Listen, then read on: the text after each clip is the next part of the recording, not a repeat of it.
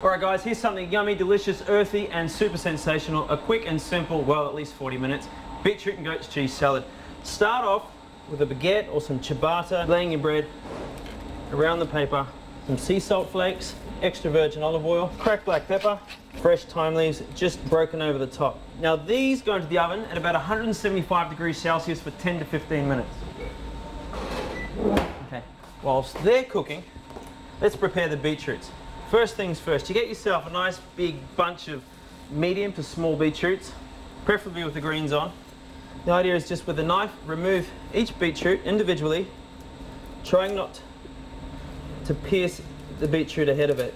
You don't want the beetroot to bleed whilst it's cooking. Grab your all-purpose aluminium foil, carefully split each piece in half. Now wrap each beet in a piece of foil. Straight onto a tray, into the oven.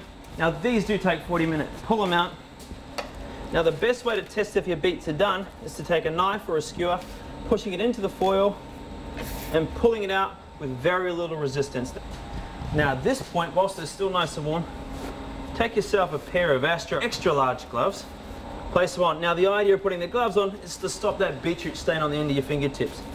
So pulling each beetroot out of the foil, and then carefully the skin will just pull away.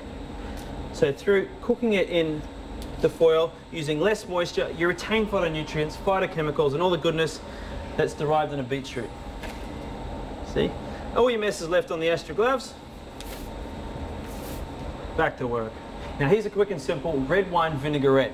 Okay, we don't need to keep Paul Newman in business. We can actually make this quick and simply ourselves. So take 1 clove of garlic, rubbing it in the base of the bowl, just to perfume it, and then discard the clove itself, leaving the wonderful garlic flavour in the bowl. So all those wonderful essential oils.